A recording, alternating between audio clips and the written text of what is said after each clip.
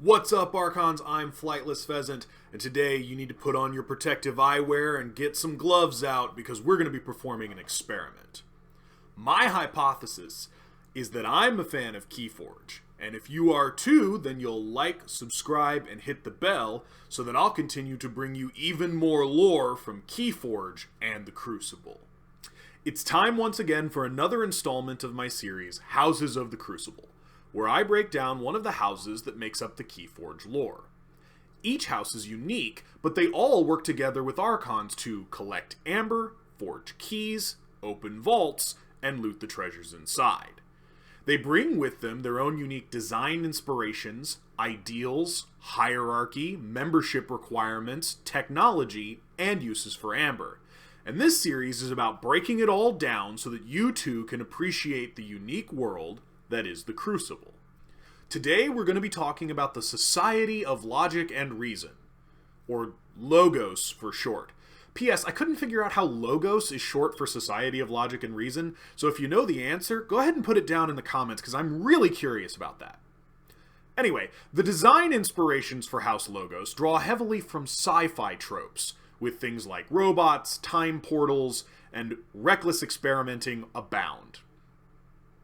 The tie between their design inspirations and their mechanics are a little looser than some other houses, but mechanically speaking, Logos is all about efficiency.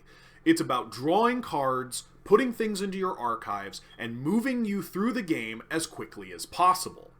Generally, this doesn't mean generating amber, but it does mean generating card value as much as you can. Usually by playing things that either give you another card to work with, or play a different card than the one you are currently playing. As a result, House Logos is one of the houses most likely to be able to let you play cards that are not part of the house you are currently playing, provided you're willing to do so a little at random. The membership of House Logos is made up pretty much entirely of scientists, creatures and people dedicated to the development and advancement of the knowledge of the way the world works. There are a few other notable members of House Logos. Most of these, though, boil down to chimeric constructs or robots that have been made by the scientists of House Logos, either to defend themselves from the other threats of the Crucible, or to perform very specific tasks in order to accomplish a specific goal. Joining House Logos is a complicated task, but one with a very simple formula. First, all you have to do is show that you have a willingness to understand incredibly advanced concepts. Then you have to take classes with teachers who will instruct you on those concepts. Then you have to complete tests to show that you have a knowledge of the fundamentals of those concepts. And then you have to present a thesis to the rest of the Logos scientists that they deem worthy to be researched. It's pretty straightforward, but the process does have an incredibly high washout rate, and there are some unfortunate side effects to failure. The hierarchy of House Logos is very, very, very loose, without there being any real clear structure of seniority throughout most of the house. Most researchers are pretty much just allowed to go wild in their experimentation in whatever field they find the most interest, and are given pretty much free rein to do so.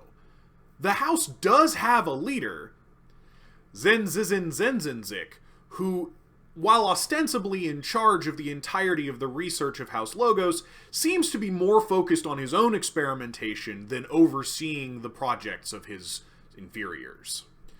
Once you've passed the rigorous testing to become a member of House Logos, you'll find that internally, Logos is actually divided into two further subdivisions: theorists and mechanists. Theorists spend most of their time in a lab performing research experiments in theoretical fields, usually using mathematical models or simulated worlds. They tend to prefer biomechanical enhancements that have a sort of synthetic muscle look to them, whereas mechanists tend to spend more of their time in the field, performing experiments in their chosen environments in order to accomplish specific results. They may not be as up-to-date on the specific theories behind what they're doing, but they are usually much better at practical applications of whatever research they've been conducting. Mechanists tend to prefer more mechanical enhancements, cybernetics or robotics, in order to enhance their physical forms.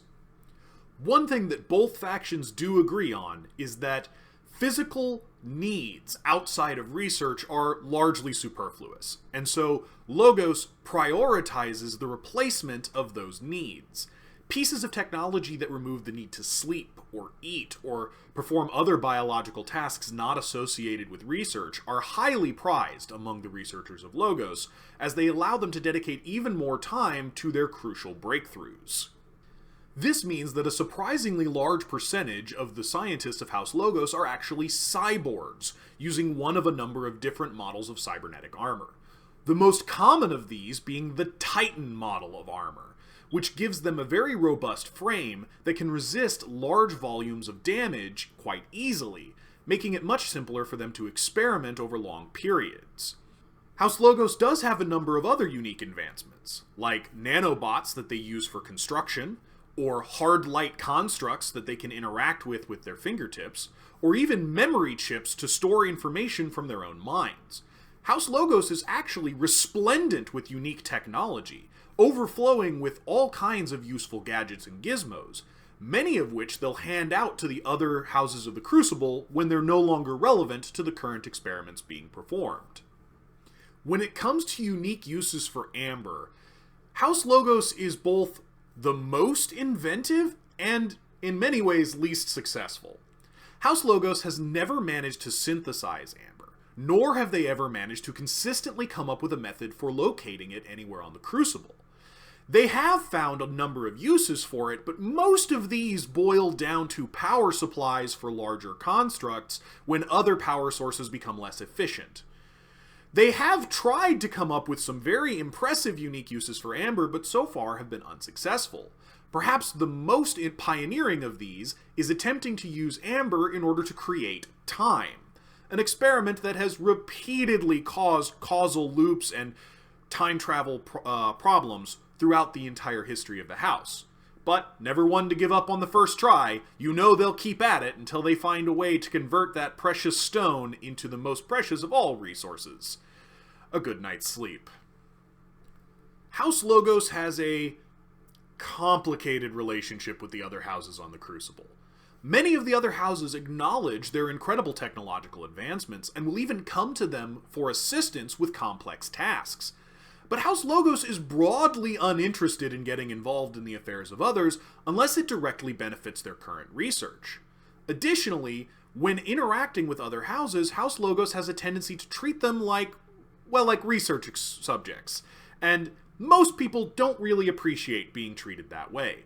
As a result, they have a very, very strained relationship with most of the other houses on the Crucible, and were it not for the Archons intermediating between them, they likely would only interact under the most specific and controlled of circumstances.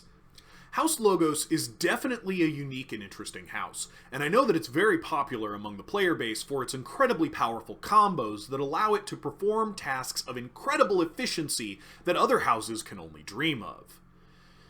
Personally, I find House Logos to be a little bland when compared to some of the other houses of the Crucible, but undoubtedly its flavor is still unique and interesting. I really hope that this video helped you get a better understanding of how House Logos works when compared to the other houses of the Crucible. Come along with me next time as we take a closer look at xenophobia's results on an isolationist nation and the House of Mars that it has created. Until next time, later, Archons.